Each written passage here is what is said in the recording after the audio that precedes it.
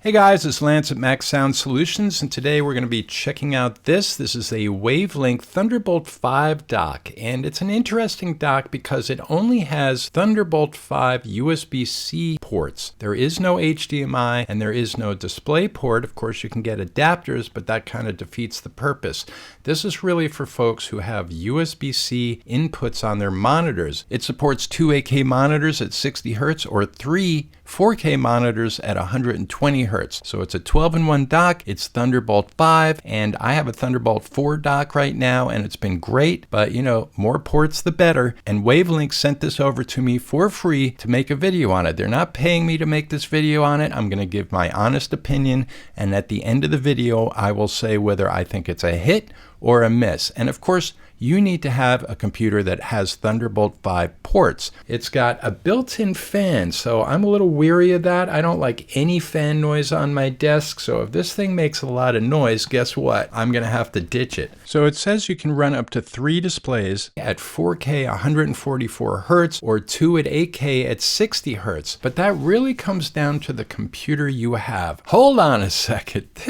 This dock has me scratching my head. Who is this thing really for? Sure, if you have a PC, which I do not, you can supposedly run up to 3 monitors at 4K 144 Hz. Great. It's really for somebody with a MacBook Pro that has Thunderbolt 5. I think that's the best use case. You can plug your laptop into the front of the dock. It's going to charge the laptop, and you can run 2 Apple Studio displays. That is probably the best use case, and then it might be worth the money. If you've spent all that money on 2 Apple Studio displays and you have that MacBook Pro with Thunderbolt 5, then yeah, maybe $300 is a drop in the hat and this thing makes sense for you. For me, with an M4 Pro Mac Mini, I don't think it's going to make sense, but we're going to test it out anyway, and then we'll decide at the end of the video. So your monitors have to have a USB-C input, otherwise this dock makes no sense. So my monitor back here, 4K 120 Hz, it has a USB-C input, cool, and then I got 2 more UPerfect portable monitors, which one of them I use on my desk, also has USB-C, so I'll be able to test those out. But if you don't have USB-C inputs on your monitors, this dock doesn't make sense, right? And a Mac with Thunderbolt 5, you're only going to get 2 monitors running off of this. So, you know, that's a high price point to pay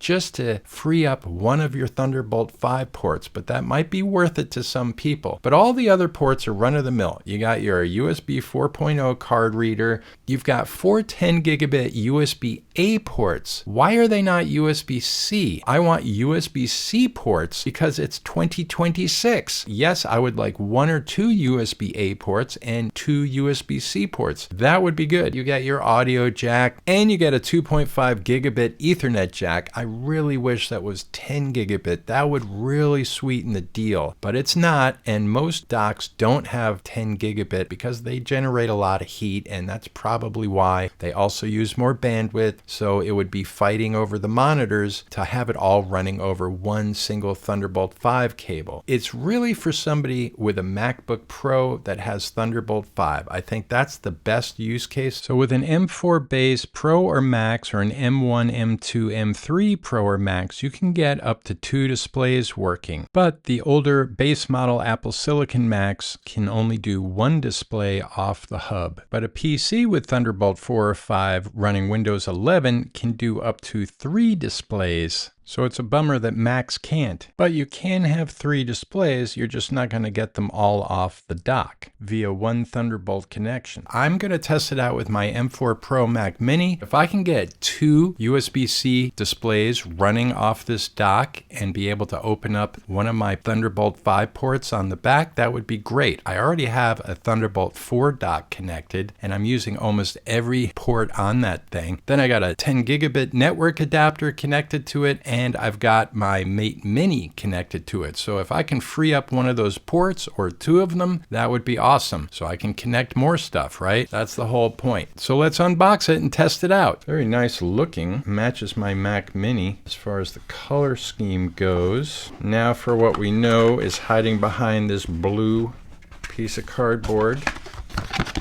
Oh yeah, ginormous power brick. know they're making another one of these, or they've made it already, where you can put an NVMe inside this. But this is not that unit. This is just the dock, no NVMe's. Got very grippy feet. This is nice. It's really not sliding around much. So first thing I did was connect it to two of my USB-C monitors. The one you see here is my 4K that runs at 120 Hertz, which it's running just fine. This is off the dock. The dock is now plugged into the Mac Mini, and my 3K monitor, which also runs at 120 Hertz. So I got two monitors running off the dock via one Thunderbolt connection to my Mac Mini. And just for fun, I tried a third monitor, which you see here. That's a 2K 180 Hertz monitor. It does not work when connected to the dock with the other two displays already running. So as I said before, Macs can only handle two monitors off of this dock. Maybe an M3 Ultra could do 3 monitors off one Thunderbolt port, but you would think they would list that in their documentation if it did.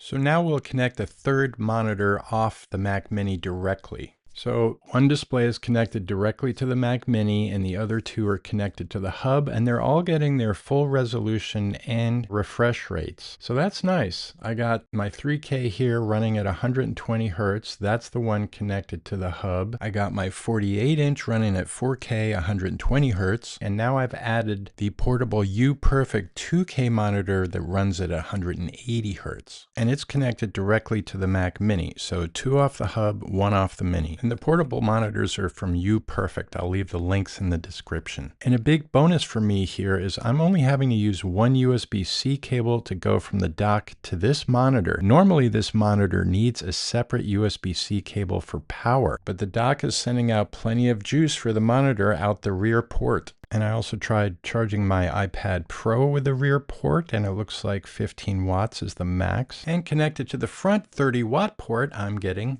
30 watts, charging my iPad Pro. So now I've connected my KTC monitor via HDMI. That's a 2K monitor at 100 Hertz, and it's only $120, guys. It's a great monitor for the price. I'll leave the link in the description. But as you can see, the big monitor no longer works because you only get 2 monitors running off the hub and a third monitor running off the Mac Mini. And that can be via HDMI or one of the Thunderbolt ports. So we're just going to do a few quick speed tests here. On the left, we have my Wokis 80 gigabit Thunderbolt dock.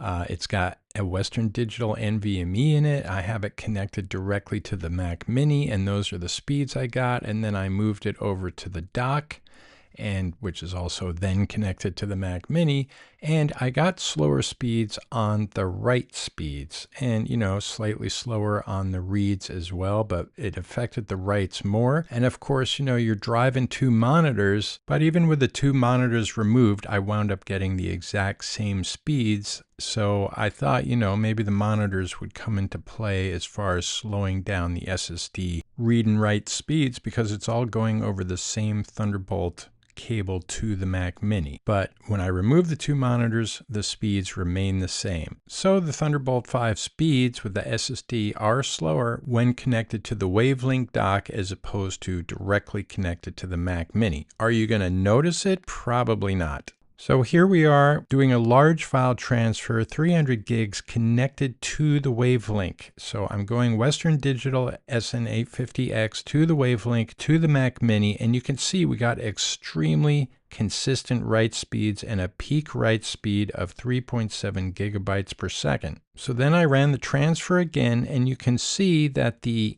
Wokis connected directly to the Mac Mini has a higher peak write speed as the other test showed us.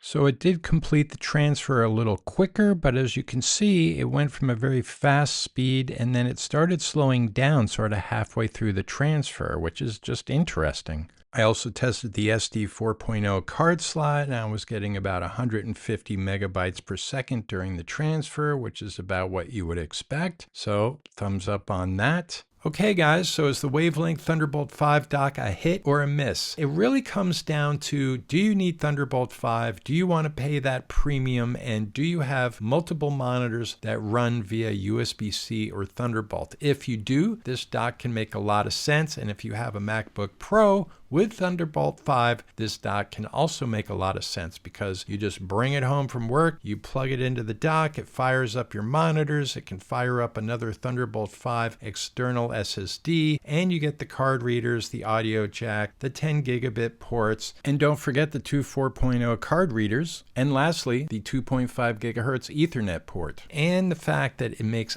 absolutely no noise. I haven't heard a peep from the fan for the few days I've been using it, so that's really nice. It doesn't run hot, it's warm, but it's certainly not sizzling hot like a lot of other docks I have tried in the past. So, you know, thumbs up to that. Thanks to Wavlink for giving me the dock to make this video. All right, guys, thanks for watching. Please subscribe to my channel by clicking over here, or check out this video where I show you how to move your home folder off your Macintosh internal hard drive and move it to an external SSD, saving you a whole bunch of space on your internal drive. And that's really for people who only have like the 256 gig Mac Mini base model or any other Mac with a small amount of internal storage. It frees up that internal storage to be used for things like swap memory instead and your applications, and gets all your user data, your photos, your movies, all that stuff running off an external SSD. So check that out. Thanks for watching, and I'll see you in the next Mac Sound Solutions video.